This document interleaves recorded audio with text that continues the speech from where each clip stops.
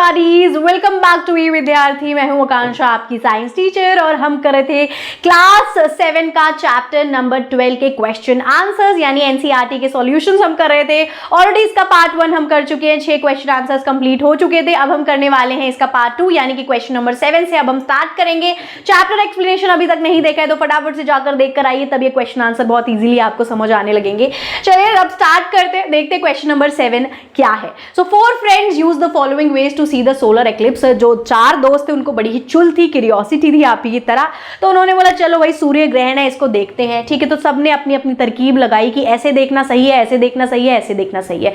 सो अब इनमें से बोल रहे हैं कि कौन सा वाला बच्चा है इसमें से जो केयरलेस है, जो गलत तरीके से इस सूर्य ग्रहण को देख रहा है और ऐसे हमें नहीं देखना चाहिए। तो सबसे पहला कौन होता है? रविकरण होता है, जो सोलर एक्लिप्स को गॉगल से देखता है।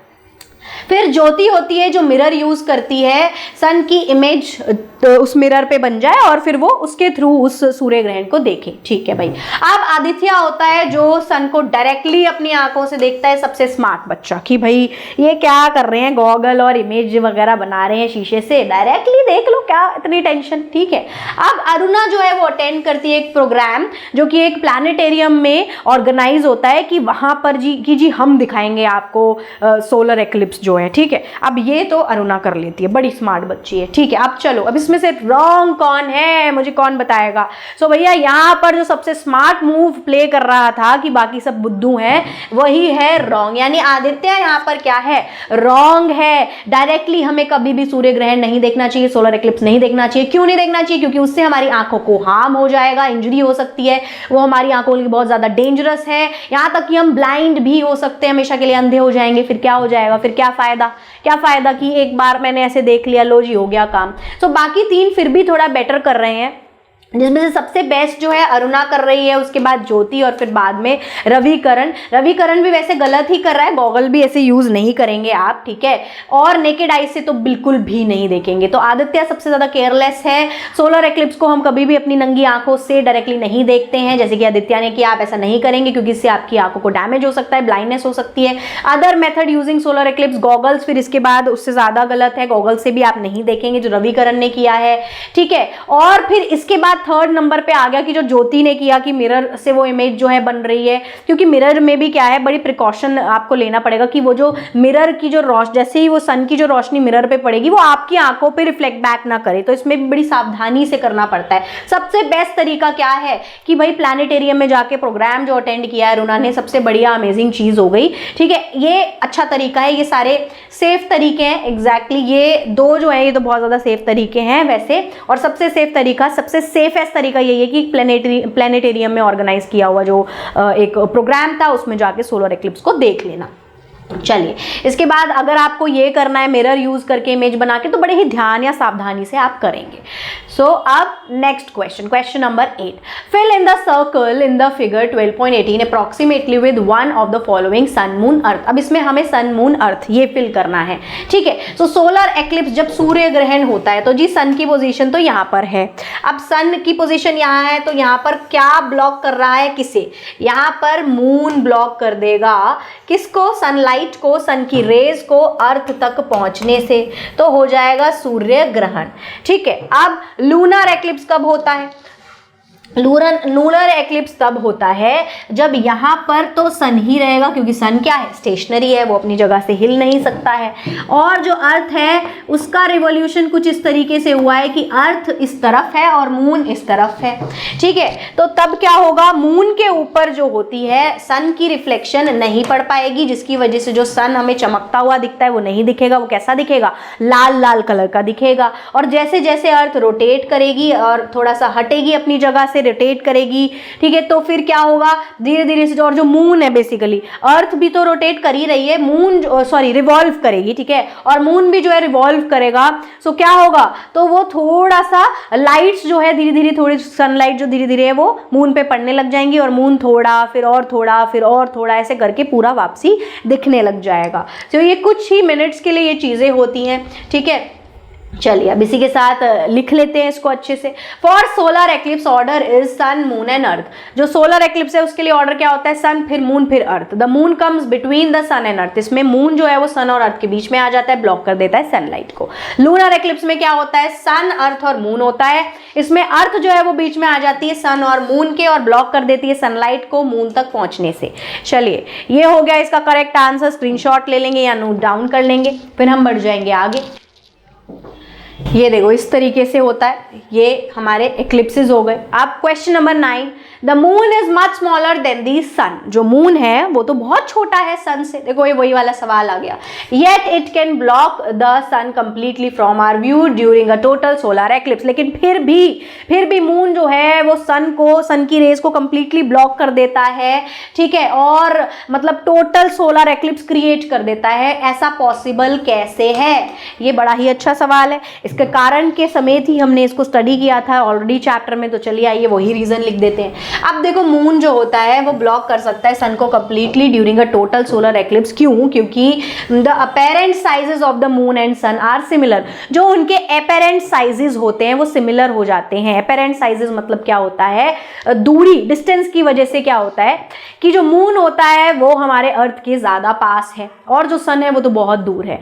तो क्योंकि वो ज्यादा पास है तो सन बड़ा दिख रहा है नहीं, बड़ा दिख रहा है।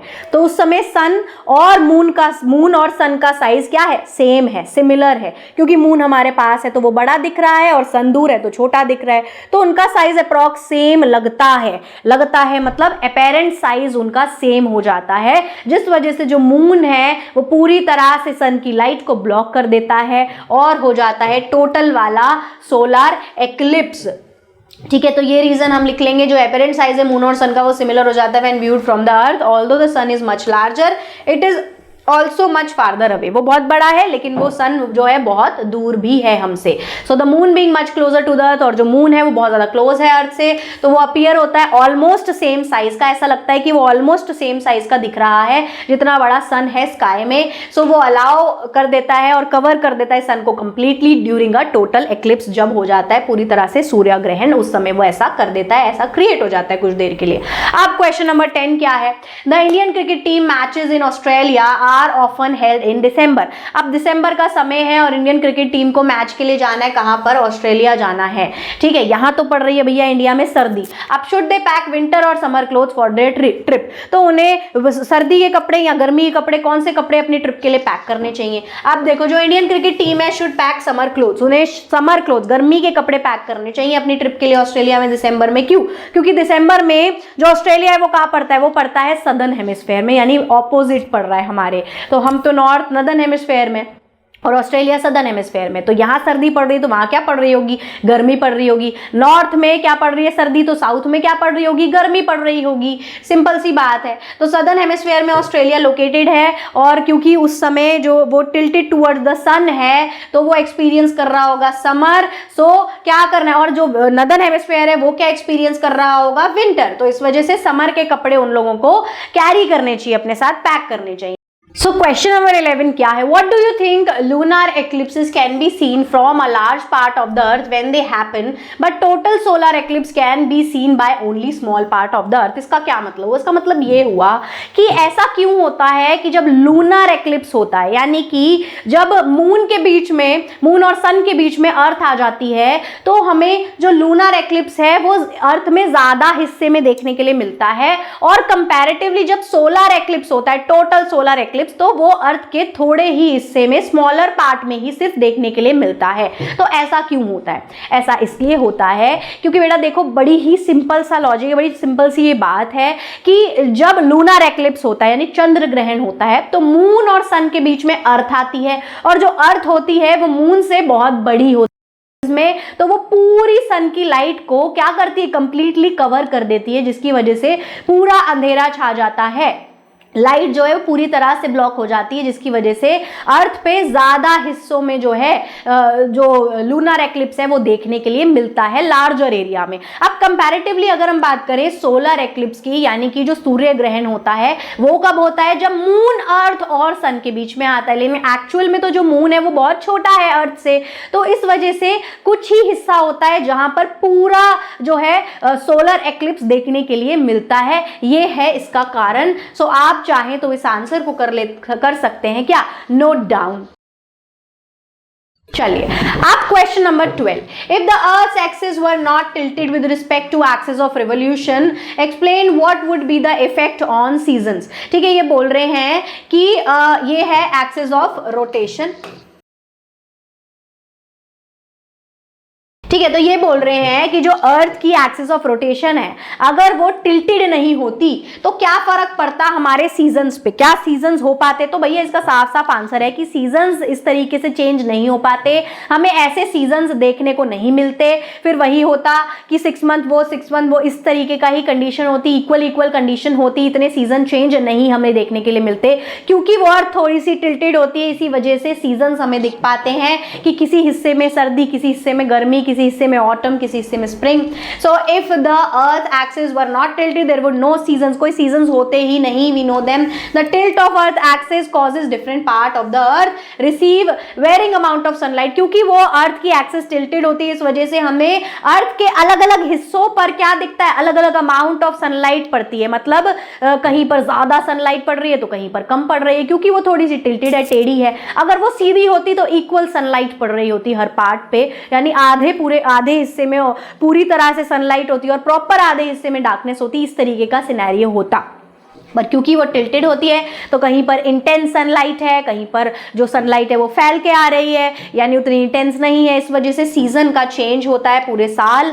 ठीक है, चेंजेस आते हैं और सीजन्स आ पाते हैं, ये रीजन है इसका। Without the tilt sunlight would be distributed evenly across the earth year round. So अगर टिल्ट नहीं होता तो सनलाइट पूरे साल इक्वली डिस्ट्रीब्यूट होती। ठीक है, क्योंकि वो गोल है, इस वजह से भी result in similar weather conditions all year, और पूरे साल सेम वेदर कंडीशन होता with no distinct summer, winter, spring, autumn, और कोई अलग अलग सीजन हमें देखने नहीं मिलते, जैसे समर, विंटर, स्प्रिंग, ऑटम, ये सब हमें नजर आते हैं, दिखते हैं, मिलते हैं। सो इसी के साथ ये जो है चैप्टर आपका फिनिश हो गया है विद क्वेश्चन आंसर्स। अब हम एक लास्ट चीज करने वाले हैं, इसके बाद हम करेंगे थोड़ी सी एमसीक्यू की प्रैक्टिस और फिर हमारी जर्नी यहीं एंड हो जाएगी इस क्लास के लिए। यहीं तक हम साथ थे, अब हम अगली क्लास में मिलेंगे। So thank you so much for watching. I hope आपको सारी वीडियोज अच्छी लगती हैं और समझ आती हैं। अब अगर आपको कोई भी हेल्प या गाइडेंस चाहिए तो करना क्या है, आपने www.evidyarthi.in पे जाना है और कर लेना है फ्री डाउनलोड। चाहे आपको एमसीक्यू की प्रैक्टिस करनी है या चाहिए एनसीईआरटी के सॉल्यूशन ढूंढ रहे हैं, बने बनाए नोट्स या फिर क्विक समरी देखना चाहते हैं, वीडियोस आपको इसी तरह से मिल जाती हैं। ऐसे कई सारे सब्जेक्ट और चैप्टर्स की मिल जाएंगी। आपको बस अपना सब्जेक्ट, क्लास और जो चीज चाहिए वो डाल देना है और फिर आपको मिल जाएगा। आप कर लीजिएगा डाउनलोड वेबसाइट से। इसी के साथ फिर मिलेंगे अगली वीडियो में। Bye bye cuties.